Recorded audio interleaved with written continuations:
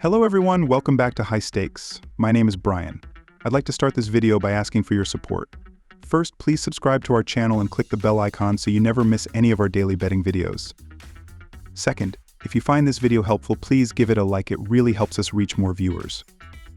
Now, before we dive in, for those interested in more premium betting tips and predictions, if our guidance has helped you win bets and increase your revenue, we would appreciate your support in growing this channel. Your assistance is vital in strengthening our presence on YouTube. Therefore, feel free to explore our Patreon tiers. You will find the link in the description and comment section below. Thank you. Chicago Cubs vs Baltimore Orioles. The Chicago Cubs 42-49, 40-48 OU will be taking on the Baltimore Orioles 5-7, 3-3, 4-7, 3-4 OU on Tuesday evening in the opening game of a three-game interleague series. Both teams had Monday as an off day, so they are going to be rested for this matchup. Veteran righty Jameson Taillon 5'4", 2.99 era is going to be pitching in this game for Chicago, while Baltimore is sending right-hander Dean Kremer 4'4", 3.93 era to the hill. The Chicago Cubs have been struggling to find their footing this season as the team is last in the NL Central with a 42-49 record and have been doing a decent job as of late. The Cubs are tied with the Tampa Bay Rays for 21st in MLB with a .679 team ops while averaging 4.11 runs per game thus far. The Baltimore Orioles have been a well-oiled machine this season as they continue to play well. The team is best in the AL East right now as they have an amazing 5-7-3-3 record heading into this game.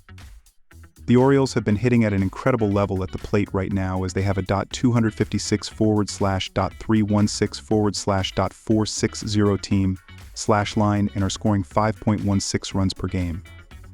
When diving into the road-home splits for these starting pitchers, there is a massive difference as Jameson Taillon is 0-2 with a 3.09 ERA and a .252 opposing batting average in 35.0 innings, 6 starts on the road this season.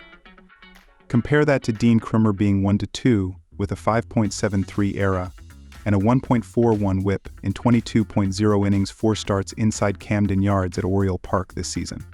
Throughout the month of July thus far, these teams are on two completely different levels thus far on the mound. The Cubs are third in the sport with a 3.00 team ERA in their 6 games, while the Orioles are all the way down at 27th in Major League Baseball with a 5.54 team ERA in their 6 games so far. At the plate, Chicago has been incredibly patient and not chasing pitches as they are 4th in MLB with 314 total walks, while Baltimore is 28th with just 250 total walks. Go with the Chicago Cubs as a road underdog here. The Orioles have been doing incredibly well with the production that shortstop Gunnar Henderson .988 ops, 27 HRS, has been able to do as he made the All-Star team. Righty Dean Kremer 4'4", 3.93 ERA will be on the mound and is coming off a win against the Seattle Mariners where he gave up 0 runs on 2 hits with a pair of walks and 8 strikeouts in 5 innings. First baseman Michael Busch .816 ops, 40 runs, has been hitting very well throughout the year and has been able to help the offense get going as the season progresses. Veteran righty Jameson Taillon 5'4", 2.99 ERA has been pitching well and is coming off a winning effort against the Philadelphia Phillies where he pitched 7 innings and allowed a pair of runs on 4 hits with 0 walks and 7 strikeouts. These starting pitchers have been performing well in their previous 7 starts, so they should continue that trend. Jameson Taillon is 2-2 with a 3.35 ERA and a 1.09 WHIP in 43.0 innings on the bump, while Dean Kremer is 4-3 with a 3.49 ERA and a 1.03 WHIP in 38.2 innings. Both teams have done a strong job in keeping the ball in the park when on the field, as the Cubs are 16th with 99 home runs given up this season, while the Orioles are tied with the Detroit Tigers, Miami Marlins, and Washington Nationals for 4th place in the sport with just 89 long flies allowed.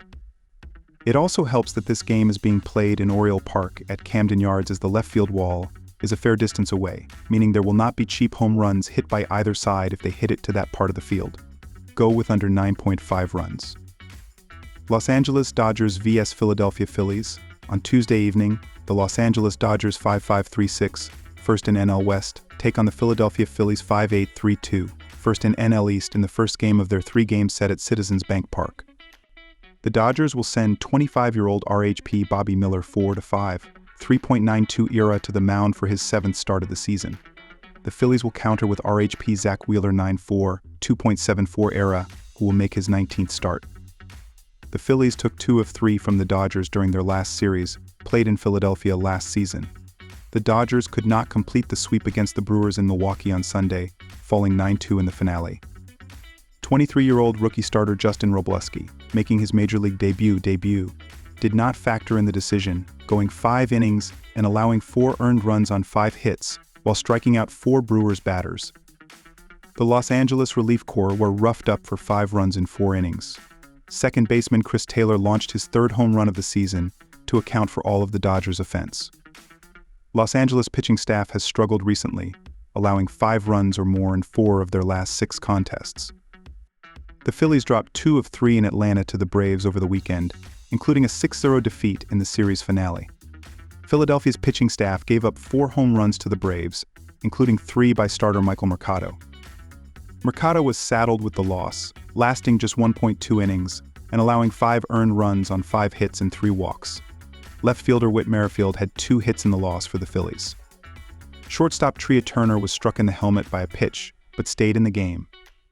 Philadelphia's offense has struggled recently, scoring 2 runs or less in 3 of their previous 4 contests. Wheeler has pitched effectively versus the Dodgers at home, generating a 3.21 ERA and a WHIP of 1 in 16 innings. The Phillies took 2 of 3 from the Dodgers in Philadelphia last season, and they have won 3 of their last 4 at home versus Los Angeles. The Dodgers struggled to hit in Philadelphia last season, batting a lean .206 during their 3-game set. The Phillies have excelled while playing at Citizens Bank Park this season, winning at a 70.2% clip. They have not lost a series at home in the last 13 tries. Their offense has been effective in front of the home crowd, ranking 7th in the majors in home slugging percentage with .429. Adding to the Dodgers' woes in this contest, the Phillies rank 2nd at home in ERA with 2.99. They have limited their opponent to 3 runs or less in 2 of their last 3 home games. The Dodgers have lost 3 of their last 5 games overall and 2 of 3 on the road. The stats and trends strongly support a Phillies victory at home on Tuesday. Take Philadelphia to win. Wheeler has produced a 4.72 ERA in 6 starts against the Dodgers. The previous 6 games played between these 2 squads went over the run total, with 28 runners crossing the plate during their 3-game set in Philadelphia last year. The Dodgers scored 9 runs or more in 4 of their last 6 meetings with the Phillies. Philadelphia hurlers produced a bloated 8.77 ERA and 1.77 WHIP in their 6 games against the Dodgers last year. Both teams rank in the top 10 in several key offensive categories, including batting average and slugging percentage, so both teams have the tools to score quickly in bunches. The Phillies have gone over the run total in 5 of 7 overall, and they have scored 5 runs or more in 6 of 9. The Dodgers have gone over the run total in 8 of 9 overall and 3 straight on the road. Dodgers hurlers gave up 5 runs or more in their previous 3 road games. Most signs point to a higher scoring affair in Philadelphia in the first game of the series. Take over 9 runs. Cleveland Guardians vs Detroit Tigers. Cleveland has won 12 of its last 18 overall, while Detroit has lost 5 of the last 7 against a team from the American League, and the Tigers struggle against division opponents, losing 7 of the last 10 versus a team from the AL Central. Cleveland has the 8th best team ERA in baseball at 3.69, and the 7th best batting average allowed at .232, while in comparison, Detroit is 14th in ERA at 3.95 and 18th in batting average, allowed at .243. Cleveland Guardians starting pitcher Ben Lively has had 3 consecutive slightly above average starts, allowing 15 hits and 7 runs in 17 2/3 innings with Cleveland winning 2 of the 3. Detroit starting pitcher Kenta Maeda has struggled in each of the last 4 outings, allowing 28 hits and 18 runs in 18.2 innings, resulting in Detroit losing each of the 4. In 3 games played head-to-head this season, Cleveland has won 2 of the 3 versus Detroit. Take Cleveland Guardians to win.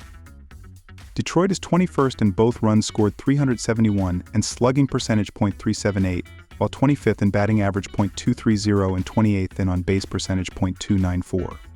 Riley Green is leading Detroit in home runs with 17 and RBI with 45, while Matt Varling is 2nd in home runs with 11 and in RBI with 35. Detroit has 9 players with between 21 and 45 RBI. Detroit has hit 127 doubles, 27 triples, and 89 home runs for 243 extra base hits in 90 games. Cleveland is 9th in both runs scored 436 and slugging percentage .412, while 10th in on-base percentage .3200 and 12th in batting average .228. Jose Ramirez has been the stats king for Cleveland with team highs in home runs 23, RBI 76 and hits 93. Josh Naylor is second in both home runs with 21 and RBI with 66. Cleveland has 9 players with between 23 and 76 RBI. Cleveland has hit 153 doubles, 11 triples, and 103 home runs for 267 extra base hits in 88 games. Our total pick is under.